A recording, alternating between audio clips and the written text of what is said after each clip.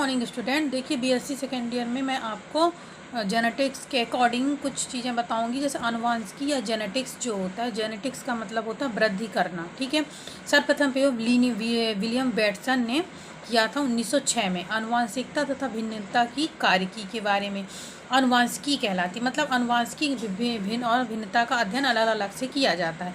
देखिए आनुवांशिकी के क्षेत्र में ग्रेगन जॉन मेंडल जो थे उन्होंने महत्वपूर्ण योगदान दिया है। जो मेंडलवाद भी है उन्होंने बहुत अच्छा योगदान दिया है। इन्होंने लॉ ऑफ इनहेरिटेशन या फिर जो वंशागति के नियम है उसके बारे में बताया। इन्हें फादर ऑफ जेनेटिक्स भी कहा जाता है मेंडल को। ठीक है, फिर टी.एच. मॉर्गन ने भी प्रायोगिक आनुवांशिकी का जनक कहा जाता है। Means father of experimental genetics किसे कहा जाता है?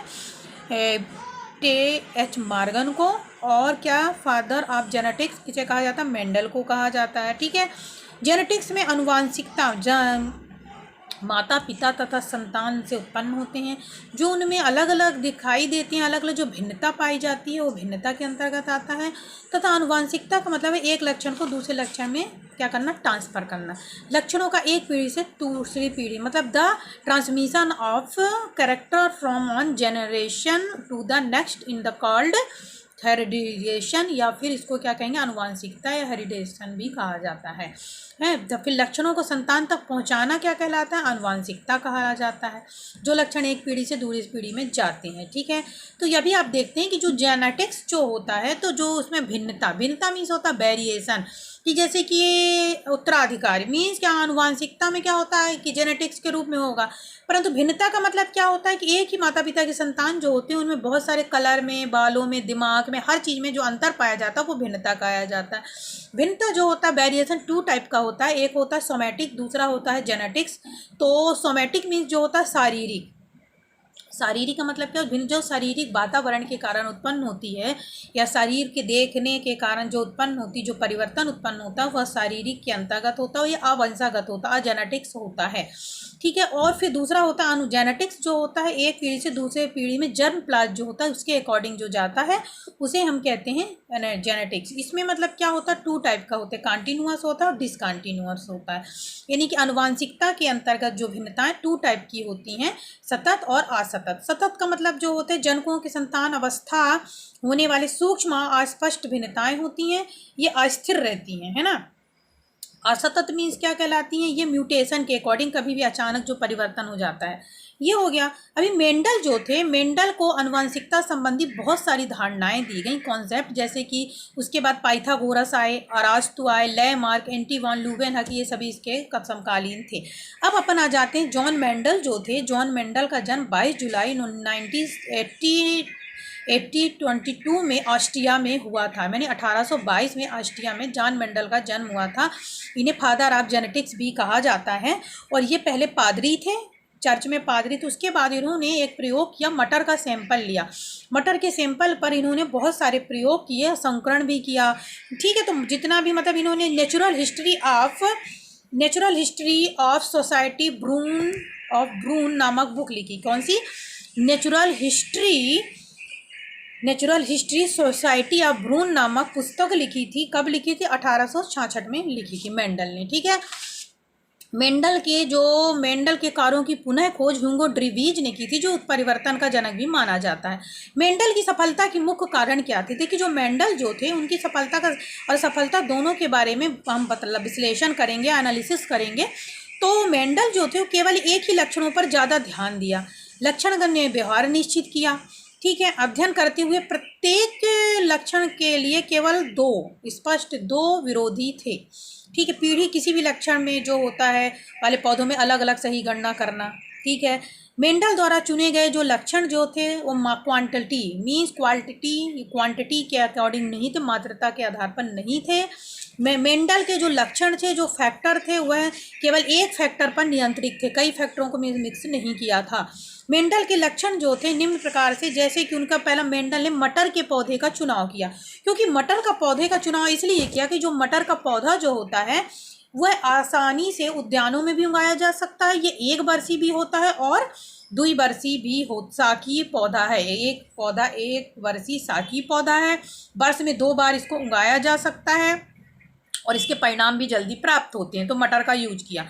मटर में जो विपरीत लक्षणों को पाया जाना आसानी से पाया जा सकता है, अपोजिट कैरेक्टर को, ठीक है। मटर में जो होते हैं तितली, जिसे क्या कहते हैं पेपिलोनेशंस, या फिर तितलीकार या द्विलिंगी होता है, यानी कि मटर क्या होता है, द्विलिंगी होता है, सेल्फ परागण होता है, ठीक है। इसमें स्व परागण की क्षमता पाई जाती है, लेकिन पुष्प की बनावट जो होती है, ये पुष्प की बनावट भी होती है तथा ये पर परागण भी आसानी से कर सकते हैं, मतलब सेल्फ पोलन और क्रॉस पोलन दोनों इसमें आसानी से कराया जा सकता है। मटर के पौधे में जो होते हैं संतानों में जनन क्षम होते हैं। मटर के पौधे अधिक और फल फूल लगे हुए होते हैं, बीजों को आसानी से प्राप्त किया जा सकता है। मटर के पौधों में शुद्ध प्रजनन या फिर प्योर ब्रीडिंग आराम से की जा सकती है, इसलिए मटर के पौधों को उन्होंने चुनाव किया। मेंडल के संकरण के प्रयोग में 34 किस्में हुई। मेंडल ने उद्यान में मटर की 34 किस्में उगाई, जिसमें 22 को अपने प्रयोगों के लिए चुना। उन्होंने कितनी किस्मों को? 22 को अपने प्रयोगों के लिए चुना। ये किस्में एक दूसरे से एक या एक से अधिक लक्षणों से भिन्न थीं। केवल 7 लक्षणों की वंशागति, उन्होंने केवल 7 लक्षणों के ऊपर ही वंशागति का अध्ययन किया। मेंडल ने केवल एक लक्षण को ध्यान में रखा, अपना प्रयोग प्रारंभ किया। एक जोड़ी विपरीत गुणों वाले को लेकर संकरण अथवा क्रॉस कराते हैं। इसके लिए मेंडल ने 2 विपरीत पराग शुद्ध गुण वाले पौधे एक साथ लेकर क्या कराया, इनमें क्या कराया, संकरण कराया, ठीक है। प्योर पूरा लंबा और दूसरा छोटे पौधे की। मटर का एक लंबा पौधा ले लिया, एक छोटा पौधा ले लिया। अभी जैसा कि देखिए मैं इसके डायग्राम के अकॉर्डिंग बताऊंगी कि एक में पूरा लंबा और एक छोटा प्योर ड्रॉप, यानी एक बौना पौधा ले लिया। मटर का फर्स्ट फाइनली जनरेशन या फिर जनरेशन कहलाता है इस पीढ़ी में। तो क्या क्या पेरेंट्स है ये, और फिर इसका एक गैमेट्स लिया और इसका गैमेट्स लिया और संकरण कराया, तो लंबा पौधा प्राप्त हुआ, F1 जनरेशन कहला गया पौधे में संकरण। अब इन दोनों में आपस में कराते हैं जब F1 में, तो स्वयं परागण की क्रिया जब हो गई इन दोनों में, तो इसके गैमेट्स लिए और जब इसका संकरण अपन ने कराया तो एक लंबा पौधा, एक लंबा पौधा, लंबा और एक, मतलब 3:1 प्राप्त होता है, यानी 3 लंबे पौधे प्राप्त हुए और एक अपन को बौना प्राप्त होता है। ये देखिए टियल, टॉल टॉल टॉल है ना, डफर है ना, टॉल, ड्रॉफ है ना, तो ड्रॉफ और टाल 2 प्रकार के पौधे।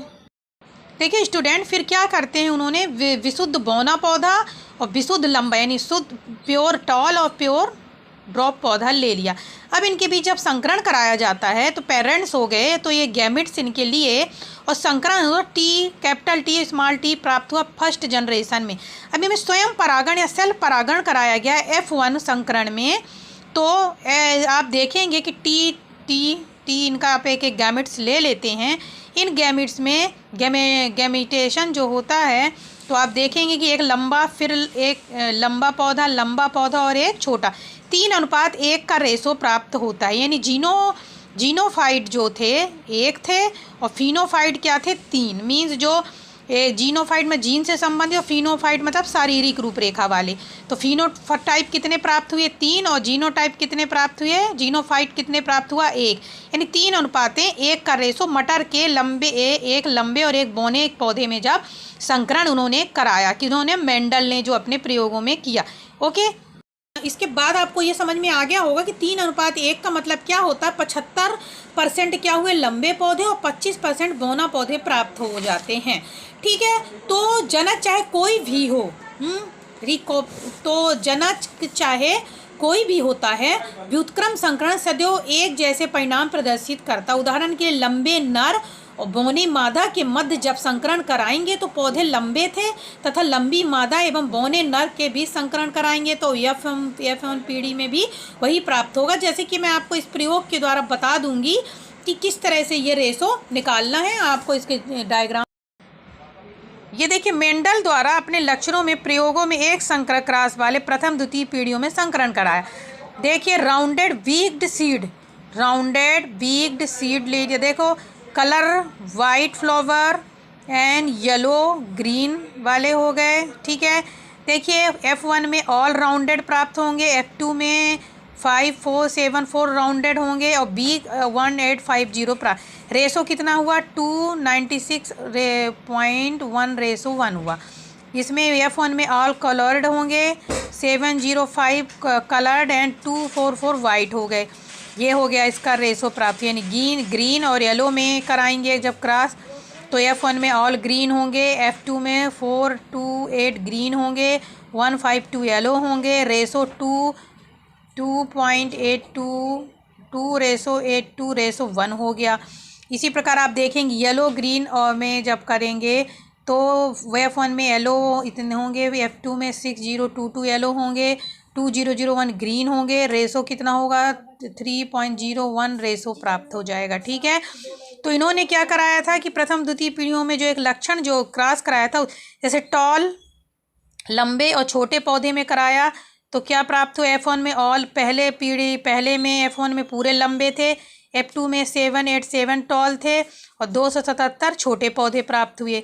ठीक है, तो ये क्या कहलाता है, मेंडल ने जो मतलब अपने लक्षणों के अकॉर्डिंग जो 7 प्रयोग किए थे उसके अकॉर्डिंग मैं बता रही हूँ।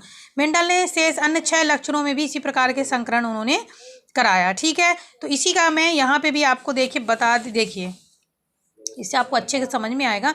मेंडल द्वारा मटर के पौधे में चुने गए 7 लक्षण F2 पीढ़ी में, अभी F1 था, F2 पीढ़ी में आप देखेंगे लक्षण पुष्प का रंग, उसके बाद क्या बीज चोल का रंग, फली का आकार, फली का रंग, बीज का आकार, बीज पत्र का रंग, पुष्प की स्थिति और पौधे की ऊंचाई, गुणसूत्र पर स्थित पोजीशन ऑफ क्रोमोसोम 1 4 5 7 1 4 4 इतने नंबर के क्रोमोसोम में ये परिवर्तन। फिर देखिए डोमिनेट कैरेक्टर, प्रभाविक लक्षण में लाल 705%, फूला हुआ 882 प्राप्त होगा, हरा 482, गोल 5474, पीला 6022 और कक्षी 6 एक्सेल जिसको कहें 651, लंबा 787 ये हो गया। अब प्रभावी कौन कौन से थे, सफ़ेद 244 हो गए, संकुचित 299, पीले 152 हो गए, झुर्रीदार 1850, हरा 2001, शीर्षस्थ 207, बैगनी 277। योग टोटल कितना प्राप्त हुआ 229 का, 1181, 580, 7324, 8023, 858, 1064। ये क्या हो गया, इनका रेशो 3.15, 3.15 रेशो 1, 2.95 रेशो 1, 2.82 रेशो 1, ये पूरा हो गया। तो इसके अकॉर्डिंग अगर आप ये अच्छे से पढ़ लेंगे या इसको याद कर लेंगे, जो कि करीब 3:1 ही टोटल इसमें भी प्राप्त हो रहा है, मतलब ये अगर आप पूरे से अध्ययन कर लेंगे इसका तो इसको आपको समझ में आसानी हो जाएगी, क्योंकि 7 जोड़ी गुणसूत्र जो होते हैं उनमें अलग अलग गुणसूत्रों के अकॉर्डिंग जो भी ये चेंजेस आए हैं, प्रभावी, पुष्प के रंग के अकॉर्ड, बीज चोल, फली का आकार, फली का रंग, बीज, ये सब आप अच्छे से इसको नोट डाउन भी कर सकते हैं वीडियो देखकर। ओके, ठीक है। उसके बाद फिर क्या होता है कि मेंडल ने 2 कारक या 2 फैक्टर जो होते हैं वो नियंत्रित किया। ठीक है, इसके बाद जो निर्धारित और डिटर्मिनेट जिसको कहेंगे या ट्रैट, जीन्स आदि, एलील आदि नामों से संबोधित किया जाता है। ठीक है, सर्वप्रथम W जॉनसन ने प्रस्तुत किया इसके बारे में। अभी देखते हैं ऐसे जीन जोड़े जो कि एक लक्षण को 2 वैकल्पिक रूपों से प्रदर्शित कर रहा होता है, वह बिंदु पथ कहलाता है। कभी कभी पूछ ले, एलील या एलीलोफॉर्म कहलाता है। तो एलील क्या कहलाता है, ऐसे जीन जोड़े जो एक लक्षण के 2 वैकल्पिक रूप, एक ही लक्षण को 2 वैकल्पिक रूप से प्रदर्शित करते हैं समजात गुणसूत्रों के समान, उन्हें क्या कहते हैं अपन, एलील या एलीलोफॉर्म कहते हैं। देखो, एक लक्षण का नियंत्रण करने वाले 2 एलील का अथवा असमान हो सकते हैं। अगर ये असमान हैं तो इनमें से एक प्रभावी होगा और एक अप्रभावी होगा, याद रखना। यानी एलील में 2 क्या हैं, क्या होते हैं, समान है तो एक प्रभावी होगा और एक अप्रभावी होगा। तो ये तो मैंने आपको नॉर्मल फंडामेंटल चीज़ें बताई हैं। मेंडल संबंधित कुछ परिभाषाएं हैं, डेफिनेशन जो होती हैं मेंडल की। तो मेंडल के संकेत या सिंबल जो थे, तो उन्होंने लंबे और बौने पौधे के लिए, लंबे पौधे के लिए कैपिटल टी और छोटे पौधे के लिए स्मॉल टी का यूज किया। P1 व P2 पेरेंटल जनरेशन कहलाती है। P1 मतलब प्राथमिक पेरेंटल जनरेशन, P2 मतलब सेकेंडरी पेरेंटल जनरेशन जो होता है। तो इसमें F1 यानी कि क्या जिसेंगे प्रथम पुत्री पीढ़ी जो कहलाएगी, तो उसे कैपिटल टी और स्मॉल टी और एक कैपिटल टी से शो किया F1 पीढ़ी को। ठीक है, इसमें क्रॉस को 2 क्रॉस के अकॉर्डिंग क्या किया, 2 क्रॉस को संकेत दिया। ठीक है, ओ एरो मीन्स क्या हो गया, पिता नर। ओ प्लस मीन्स मादा हो गया। F2 पीढ़ी जो हो गई, F1 F5 पीढ़ी तक इन्होंने बताया। इसके बाद इन्होंने क्या बताया, मेंडल ने आनुवंशिकता के अकॉर्डिंग में उन्होंने वाइल्ड टाइप के उत्परिवर्तन लक्षण जो उत्पन्न हो जाते हैं उनके अनुसार डी, कैपिटल डी और स्मॉल डी के अकॉर्डिंग प्रभावी, यानी कि डोमिनेट और से दर्शाया गया। ठीक है, तो इसमें देखिए क्या हो गया, पहला क्या हो गया, संकेत। तो इन्होंने मेंडल में अलग अलग संकेत थे। दूसरा मेंडल ने दूसरा प्रभावी और अप्रभावी लक्षणों के बारे में बताया। देखिए क्योंकि आपके सेकंड पेपर में है पूरा, तो प्रभावी और अप्रभावी लक्षण देखेंगे। तो क्या होता है कि F1 पीढ़ी में पड़ने वाले लक्षण प्रभावी लक्षण कहलाते हैं। ऐसे लक्षण F1 पीढ़ी के छिपे रहते हैं। F1 पीढ़ी में स्वपरागण करने वाले या सेल्फ पोलन और F2 पीढ़ी में प्रकट हो जाते हैं, तो ये अप्रभावी लक्षण कहलाते हैं। F2 पीढ़ी में प्रभावी और अप्रभावी दोनों तरह के लक्षण उत्पन्न हो सकते हैं। इसके नेक्स्ट वीडियो में कल आपको बताऊंगी। Thank you.